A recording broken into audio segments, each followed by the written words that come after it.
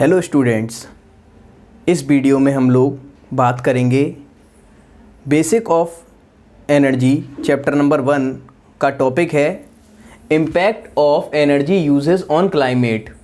जलवायु पर ऊर्जा उपयोगों का प्रभाव।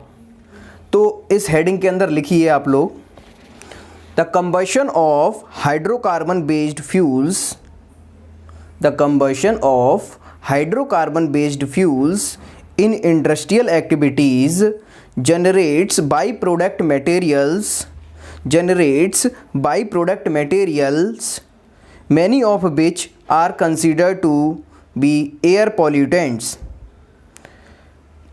तो इंडस्ट्रियल एक्टिविटीज़ में जो हाइड्रोकार्बन्स को बर्न करने से जो बाई प्रोडक्ट्स बनते हैं वो पॉल्यूटेंट्स को जनरेट करते हैं।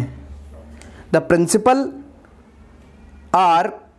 Principal emission which could cause impact on the air environment, the principal emission which could cause impact on the air environment are particle matter of dust, sulphur dioxide, nitrogen oxide, hydrocarbons and carbon monoxides. These are considered as the major contributor to the global warming, climate change and acid rain। तो है क्या? औद्योगिक गतिविधियों में hydrocarbon आधिकारिक ईंधन के दहन से जो उत्पाद सामग्री उत्पन्न होती है उनमें से कई को वायु प्रदूषक माना जाता है। मुख्य उत्सर्जन दैट इज पॉल्यूटेंट्स जो वायु पर्यावरण का मुख्य कारण हैं वे हैं कण पदार्थ जो कि धूल के हैं, sulphur dioxide, nitrogen oxide, hydrocarbons और कार्बन मोनोऑक्साइड्स आदि। इनको ग्लोबल वार्मिंग, जलवायु परिवर्तन और अम्लीय वर्षा का एक प्रमुख योगकर्ता माना जाता है। विश्व महत्व के कुछ प्रमुख पर्यावरण बिंदु हैं। Some of the key environmental issues of global significance are, तो उसमें पहला है एसिड रेन, अम्ल वर्षा। तो ये कुछ इम्पैक्ट हैं जो कि एनर्जी यूजेस की वजह से हमारे क्लाइमेट पर हो रहे हैं। जैसे कि जब हमारे हाइड्रोकार्बन्स को हम लोग इंडस्ट्रियल एप्लीकेशंस में यूज़ करते हैं तो बाई प्रोडक्ट जब बनते हैं वो पॉल्यूटेंट्स बनते हैं जो कि एयर में जाकर एयर को पॉल्यूट करते हैं, जिससे कि पॉल्यूशन होता है, जिससे कि प्रदूषण होता है। तो उसके जो मुख्य कारण हैं, जो इम्पैक्ट जो उसके पड़ रहे हैं, वो पहला है उसमें एसिड रेन, अम्ल वर्षा। दूसरा है ओजोन लेयर डिप्लीशन, ओजोन परत का रिक्तीकरण या ओजोन परत का खाली होना। तीसरा है global warming and climate change, तीसरा है ग्लोबल वार्मिंग और वायु परिवर्तन, जलवायु परिवर्तन है तीसरा। चौथा है लॉस ऑफ बायोडाइवर्सिटी, बायोडाइवर्सिटी का लॉस, जैव विविधता के नुकसान। तो ये हैं कुछ इम्पैक्ट्स जो कि क्लाइमेट चेंज से हो रहे हैं। तो अब नेक्स्ट हेडिंग लगाइए, एसिड रेन, अम्ल वर्षा। तो ये क्या होती है, लिखिए इसके बारे में। Acid rain is caused by release of sulphur oxides and nitrogen oxides from combustion of fossil fuels, which then mix with water vapors in atmosphere,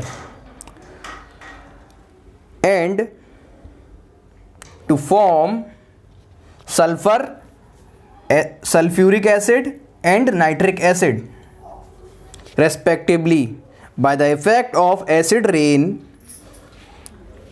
bye the effect of acid rain acidification of lakes, streams and soil takes place, and also the killing of biodiversity and health problems takes place। तो ये होता है acid rain या अम्ल बारिश से। तो अम्ल बारिश क्या होती है, इसे हिंदी में समझिए। जीवाश्म ईंधन के दहन से सल्फर ऑक्साइड और नाइट्रोजन ऑक्साइड, जब सल्फर ऑक्साइड और नाइट्रोजन ऑक्साइड जो होते हैं जीवाश्म ईंधन के दहन से उत्पन्न होते हैं, जो क्या करते हैं, जो हमारे वाटर वेपर्स बारिश के वाष्प में, जल वाष्प में मिलकर क्या करते हैं, सल्फ्यूरिक एसिड और नाइट्रिक एसिड फॉर्म करते हैं, बनाते हैं। तो इससे क्या होता है, इस मिक्सचर के कारण जो एसिडिफिकेशन ऑफ लेक्स क्या होता है, झीलों और नदियों का अम्लीकरण होता है और वन्य जीवों की हत्या, स्वास्थ्य संबंधी समस्याएं आदि होती हैं। तो ये है एसिड रेन। नेक्स्ट हेडिंग लगाइए, ओजोन लेयर डिप्लीशन, ओजोन परत की कमी। डिप्लीशन का मीन्स होता है किसी चीज़ में कमी आ जाना, किसी चीज़ का ख़त्म हो जाना। तो इस हेडिंग के अंदर लिखिए, ozone layer is a thin layer of ozone. Ozone क्या होता है, ओजोन क्या होता है, ozone that is O3, oxygen के 3 मॉलिक्यूल्स से मिलकर बना है ओजोन। ऑक्सीजन के 3 मॉलिक्यूल्स जब मिल जाते हैं तो ओजोन बन जाता है। इसी को हम ओजोन कहते हैं या O3। तो ये क्या है, ओजोन लेयर का डिप्लीशन करने में। Ozone layer is a thin layer of ozone present in the stratosphere which extends from 10 to 50 kilometres from the earth. जो हमारा अर्थ है, ये अर्थ है, तो अर्थ से, ये अर्थ का एक्सिस है, अर्थ से 10 से 50 किलोमीटर के बीच में जो रीजन है उसे हम स्ट्रेटोस्फेयर कहते हैं। उसी में हमारा स्ट्रेटोस्फेयर कहते हैं, STRATOSPHERE, स्ट्रेटोस्फेयर कहते हैं। उसी में क्या होता है, ये ओजोन लेयर होती है उसी रीजन में। तो इसमें लिखिए, ozone layer is a thin layer of ozone O3 present in the stratosphere which extends from 10 to 50 kilometers from the earth.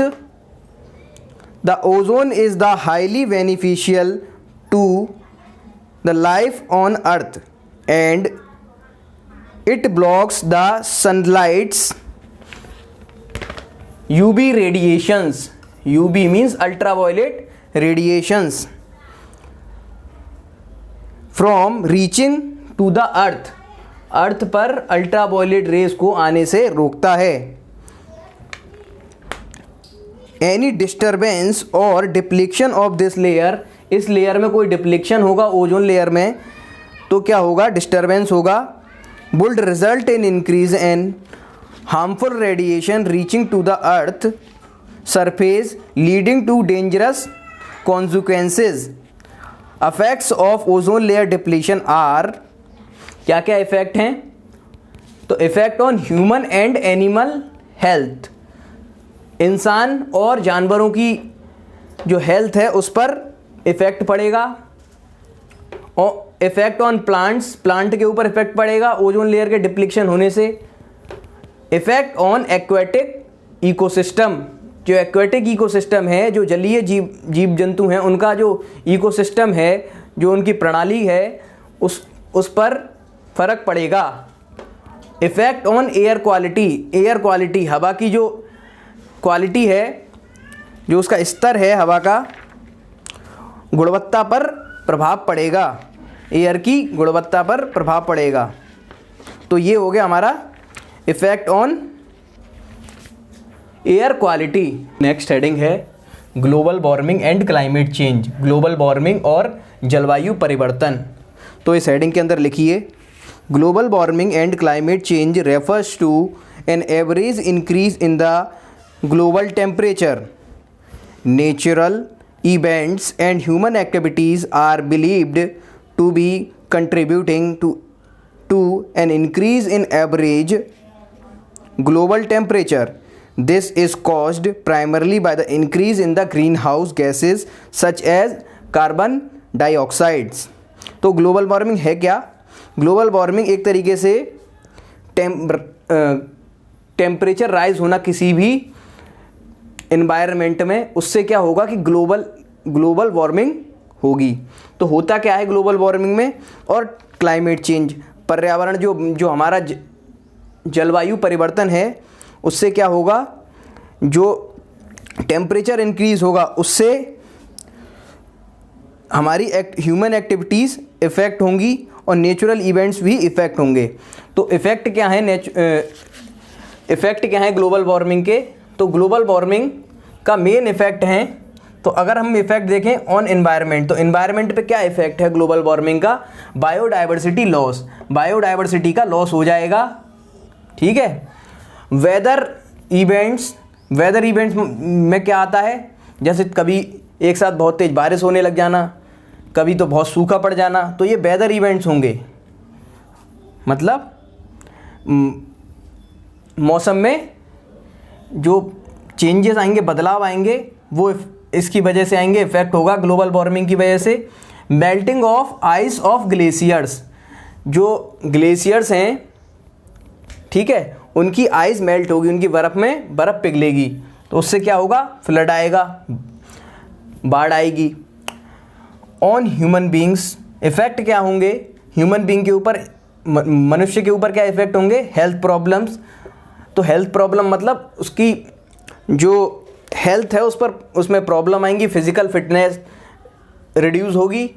Crop failure, जो ह्यूमन बीइंग है वो अगर क्रॉप ग्रो करेगा तो उसका फेलियर हो सकता है, जैसे कि सूखा पड़ जाएगा या कोई ऐसे नेचुरल क्लेमिटीज़ आ जाएंगी जिससे कि हमारा क्रॉप फेल हो जाएगा। फ्लडिंग ऑफ सिटीज़, जो शहर हैं या गांव हैं, विलेजेस हैं, उनमें बाढ़ आ जाएगी तो वो फ्लडिंग हो जाएंगी, वो बह जाएंगे। तो this is all about the global warming and climate change.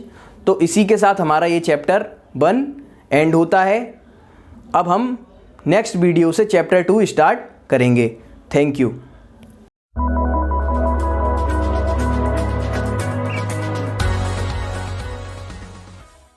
Subscribe now and press the bell icon. Never miss an update. Subscribe now.